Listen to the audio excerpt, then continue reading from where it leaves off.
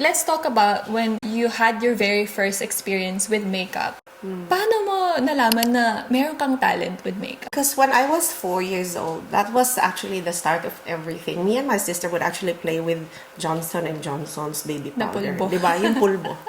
Diba? It's white. Diba? And then we put it all over our eyelids. So when my dad opens the door, pinapagalitan niya, ano nangyayari sa mukha niyo? And because my aunt lives with us, and mahilig siya sa makeup, ang dami niya mga makeup palettes, ganun. And when she's at work, we always try to touch. Pagdating niya, oh my gosh, basag na yung mga ano niya. And I don't know, I watch her do her own makeup. Ang uso pa nun, mga blue-green, di ba? Oo, tapos lagyan mo ng pink dito. Yeah. And then because I paint and I draw, I actually realized na mas maganda pala yung drawing on people's faces. And kasi you get a different canvas all the time. So that's where I started everything. I think the practice or the art mas nag-flourish when I actually was part of Center for Pop Music, because I usually sing and dance before. And then we've been invited in mga shows, like TV shows. So alam ko yung how it registers on camera. Okay. And how old were you when 14 din. 14 years old. So doon na-practice ko talaga lahat yung mga, how you blend the colors, how you do this and that. Let's go back to the first client you had, paid client, when you were 14 years old. While doing her makeup, ano yung na-feel mo? Natakot ka ba? Dinout mo ba yung sarili mo? Na kaya mo ba to? Of course. Oh my gosh, wala pa yung ring light. So we only depended on the yung ilaw sa bahay. Ilaw sa bahay. Yeah. And then, the bad thing was, I forgot my eyeliner. So, I really don't know. I used my resourcefulness, and I think I also forgot my lash glue. Kinabahan ako, and I doubted myself, but it all turned out really beautiful. Yeah. And they were happy with the makeup. So, everything was good.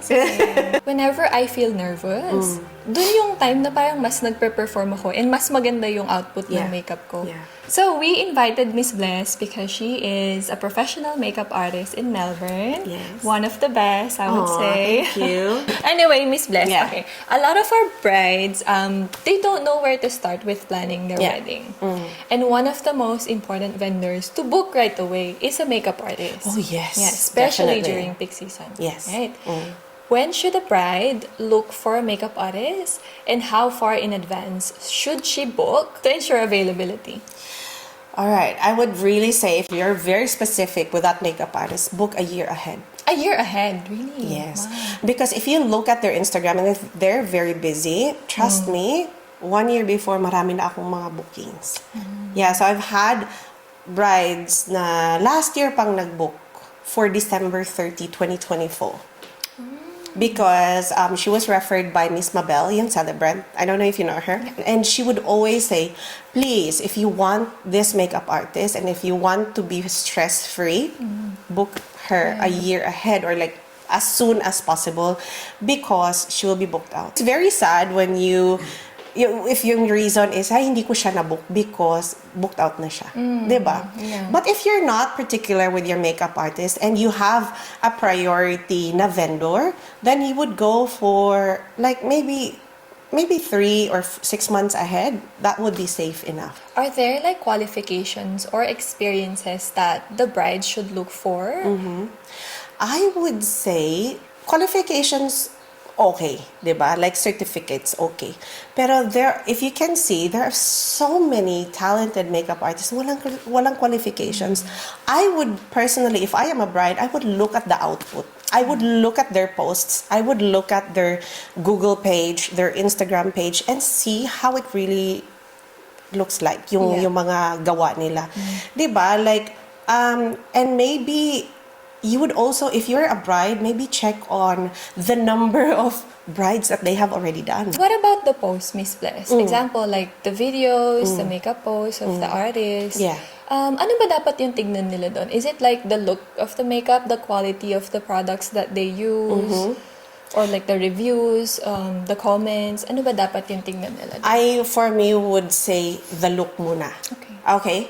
So if you are a person who's just more on the natural, soft glam side, and if nakikita mo yung, constant yung ganitong look niya sa mga ginagawa niya sa mga clients, then go for that. Output is one thing.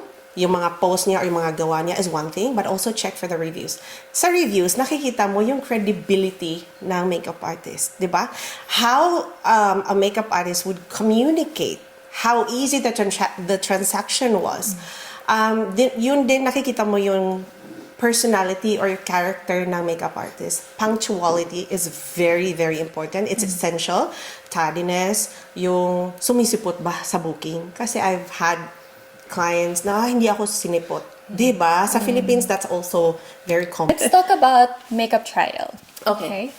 For those who don't know, what is it and what's the advantage of doing a makeup trial before your wedding? Okay, so a makeup trial, it is one essential thing that you have to do before your actual wedding day. So trial is doing a test of how you are going to look Okay. on your actual wedding day. So hair and makeup yung gagawin natin. All right? It is very essential because you could actually test the waters. Okay? You're testing the waters sa products na gagamitin, sa look that you are, like how you are really going to look after sa hair and makeup. And then you're also testing kung naglalast ba siya after a while or after 3 hours or after this and that. Yeah. So yun. Trial makeup as well is essential because nakakapag-discuss kayo ng ano ba yung mga photo inspo, yung makeup inspo na gusto mo for that. So they can bring photo inspirations, Yes, right? I would highly suggest. Yeah. But of course, sa makeup ko, I am a makeup artist that would actually personalize and customize the look. As what I've always said, makeup is not a copy-paste process, di ba? It's not like, oh, ito yung ginawa ko sa isa and then I will do it on the other one. Although we have our signature makeup look, di ba? We have yung specific na, pag ganyan yung look, si Blazel yung gumawa niyan. Yeah. Kasi you have that specific signature talaga na you hold on to that Yeah, all the but it time. doesn't mean na magkakamukha. But it doesn't mean na magkapareho tayo ng Yes. look after. Because we customize, and pag maliit yung face ni bride, ay, mas bagay to sa kanya. I can incorporate this eyeshadow look lang on her and this and that. Yun. It's very essential talaga. I would highly recommend, like maybe 2 to 3 months before your wedding 2 to 3 day. months. Yes. Right. Pero, yung iba, of course, are on a budget. So, they trust you because they saw your work and they trust you na, ay, Miss Blas, alam ko na when you do my makeup, no matter if may trial ba tayo or wala, I trust you, you're okay. Okay. I'm gonna be fine. I'm in good hands. Yeah. What if naman, Miss Bless, the bride, after the makeup trial, right? What if the bride is a little hesitant about the look or maybe she didn't like it? Yeah. How should she communicate this to the makeup artist? Yeah, I've had so many clients like that, actually. Like, after the makeup, sasabihin, yeah. Alam mo yung reaction na ganyan, di ba? Like, you know, yung EQ natin mataas. Especially Filipinos, Miss Bless, mahihain sila magsabi, Yes. right? If they did not like the trial, or if they want something na look pala na hindi mo nagawa, I am very open to suggestions. And I would rather have someone very honest to me na ayaw ko to, can you do something about this one? They can communicate to me on the spot, or sometimes I would tell them, remember that makeup settles in an hour or 2. So pag nakikita mo siya ngayon, parang feeling mo, ay, powdery, parang ang kapal. Parang sobra-sobra siya sa mukha ko. But remember that it settles in an hour or 2. Mag-jogging ka, pumunta ka ng somewhere, and then see how the natural glow comes out. Magbe-blend in yan sa makeup, and then see how you go. At night, take a selfie, and then let me know your feedback. And then on the day, then they give me requests. Like, ay, Miss Bless, I actually wanted the foundation that you did on me, but then for the eyes, I think I would want more shimmer. And maybe 95% of my brides, Yeah. or maybe 100%, Yeah. happy naman. Yeah. But i-voice out talaga nila Yes. kung ano yung gusto nila. Yeah. And sometimes din, sa trial makeup, nakikita mo din how acidic or nag-o-oxidize yung client. Especially for those people with oily skin, yun, mas acidic sila. Okay. Yung pH ng skin level natin, It affects the it affects the foundation. Most of the clients, I tell them, please don't put anything on your face unless if you have a specific skincare that you really want, then ako yung maglalagay. Yeah. Because if they apply it for themselves, then sometimes, I don't know if you'd notice it, if you apply the foundation, in a few hours, nag-beauty blender ka na, nagsished off siya. Di ba, nabubuo-buo, tapos natatanggal siya, parang basta, nagsished off yung, so ayoko nang ganyan. Yeah. So I have my specific products that I use na parang feeling ko talaga it's trusted, proven na nagsistay talaga yung makeup. What are your tips naman, Miss Bless, for choosing their wedding day makeup look? It has to be something na it's still you. But if you are specific with a trend or a makeup trend or a makeup inspo that you have, Yeah. let me check it and then let's see kung babagay ba siya sa'yo. Right. What if a bride came in with a particular look, but you know right away it's not gonna work for her, right? You did say that you're gonna set the expectation. Yes. But she did say, no, I really want this. Like, can you at least try? Yes. How do you handle situations like that? I try and I compromise. It all boils down to happy client, happy makeup artist. Yeah. Diba? So, pag hindi siya confident sa look na binigay mo, give her what she wants. Pero of course, in a way na maganda pa rin. Let's talk about the trends, Miss Yeah. Bless. And what trends do you see na mag-hit for 2025? More glowing skin, more clean makeup. Ano din, sa eyes din, more snatched pa din. Okay. One of the biggest concerns of brides, the longevity of the makeup. Is my makeup gonna last the entire day? How do we as makeup artists make sure that their makeup lasts without us being there physically to do the retouching? We layer and we layer products para talaga, ano siya, flawless and long-lasting talaga. We set, we bake, we spray, we do everything. Maraming process po yan. Take care of your skin first. You do your part, I do my part. Okay? So, pag moisturize siya, maganda yung skin, it really makes a very big difference. And of course, sleep well.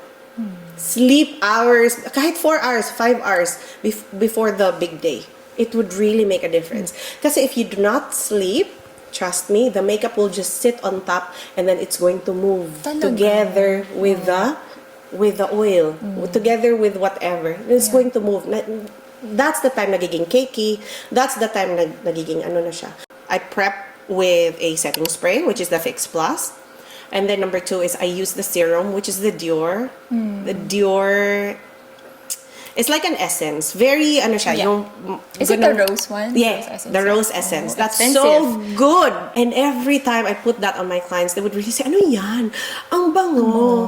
Ang Ang sarap ganda. sa skin, Oh, ang sarap yeah. sa skin. And then it's very cooling din daw.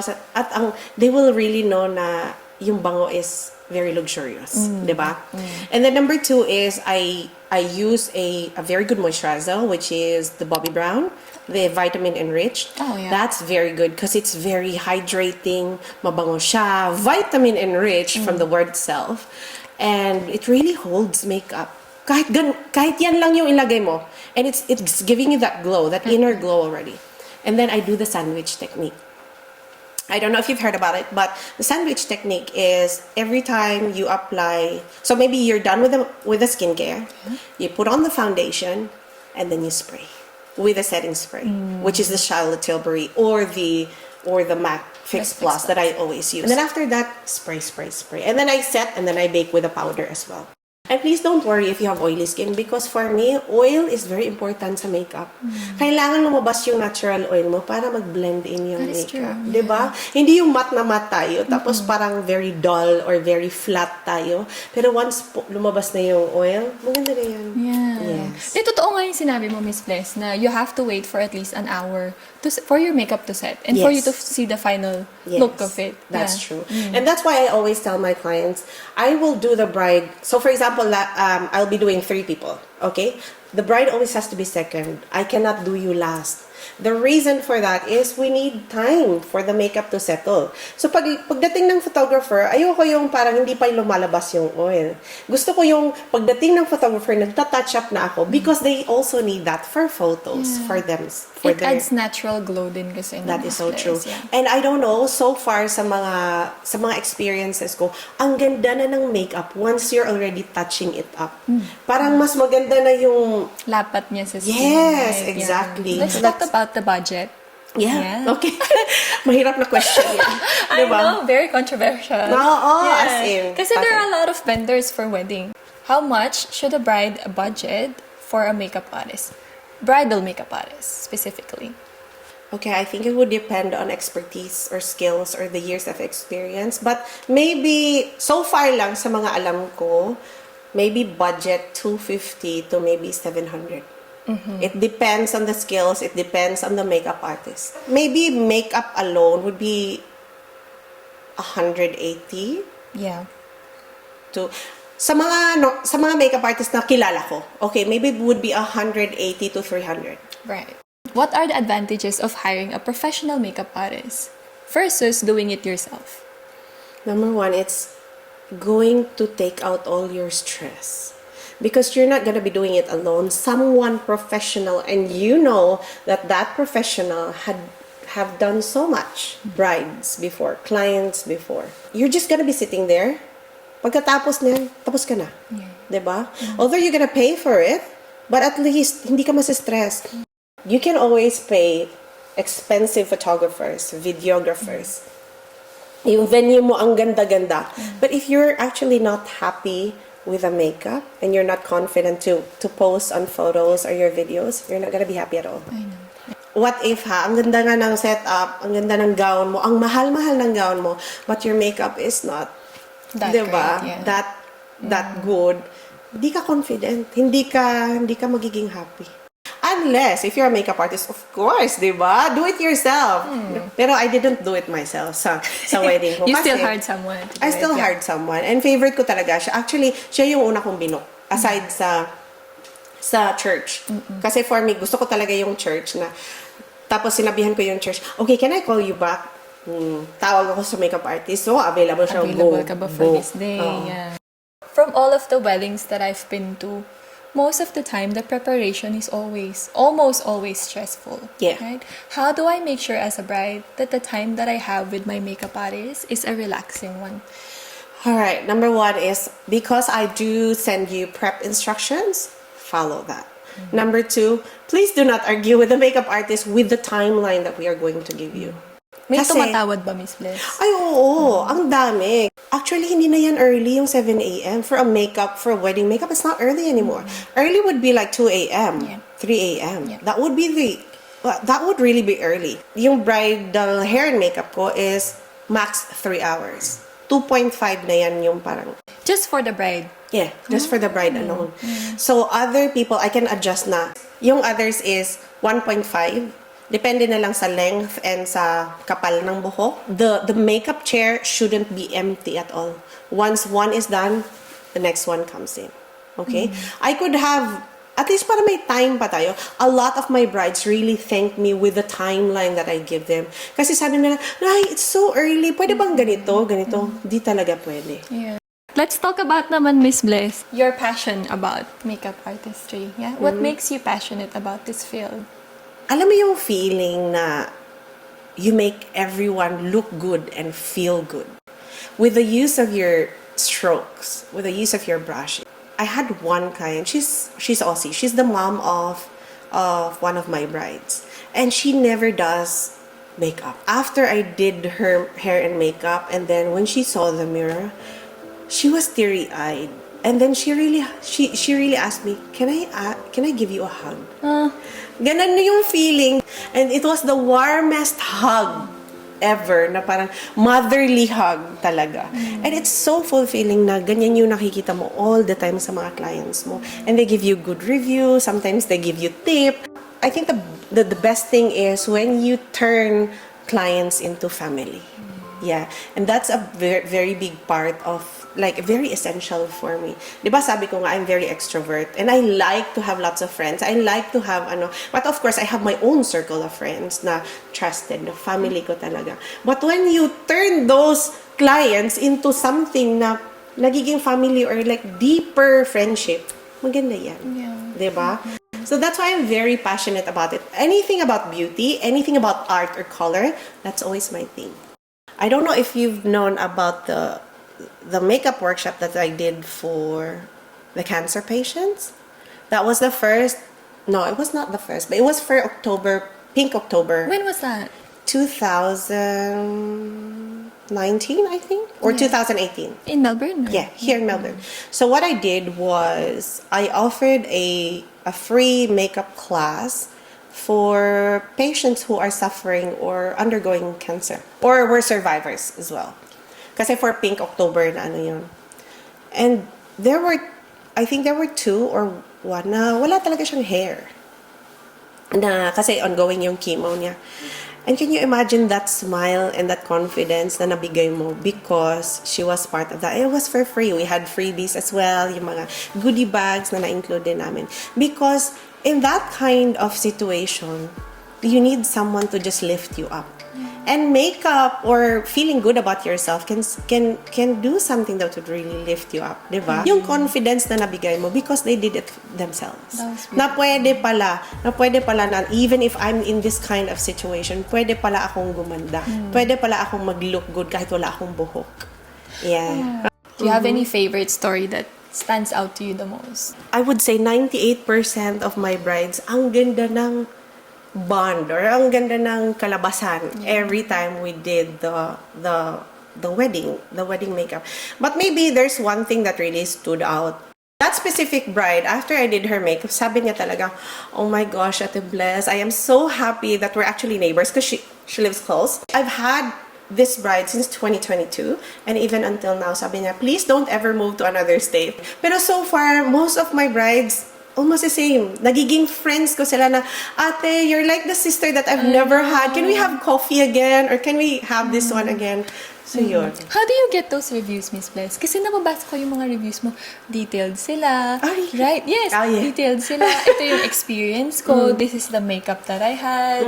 You know, like, this is how I bonded with the makeup artist. How do you get those type of clients, Miss Bless?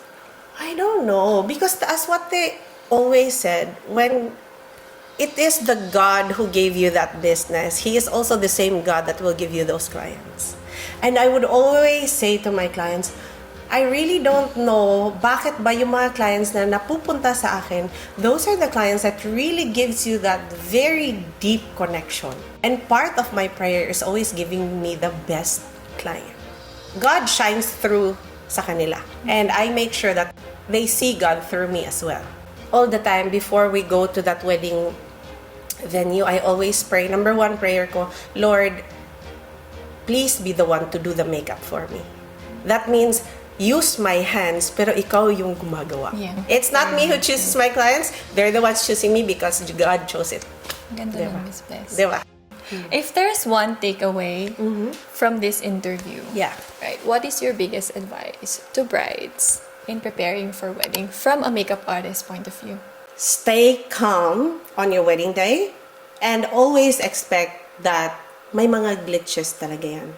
It's never gonna be a perfect wedding day, but you yourself can make it perfect by having the right attitude with the wrong circumstance. Don't ruin your whole wedding day just because of some glitches along your way. Go pa rin, di ba? Kahit umulan, find something beautiful from whatever unexpected circumstance, di ba? Having the right attitude at the wrong circumstance. Yun. Kasi you cannot expect everything to be scripted. Kaya nasistress yung mga clients. Kasi feeling mo talaga, you have that dream wedding, you have that expectation na ganito, pero yung reality pala. You can control everything. You cannot control everything. So relax, chill, di ba? As long as magpapakasal kayo, yan yung pinaka-importante. It's always the wedding, it's always the ceremony rather than the preparation or the reception or everything. It's just a bonus, diba? Finally, Miss Bless, if they want to book you, Yes. how can people find you? Okay, so I have my Instagram and I also have my Facebook page. And if you Google my name, Fab Makeup by Bless, you can actually search for it. And then my number as well, you can also contact me, 0402-134-473. And my Instagram is Fab Makeup by Bless as well. Thank you so much, Yay! Miss Bless. Thank you. Salamat! I hope I answered all your questions. You did. You did so well. Thank you so much, Miss Salamat.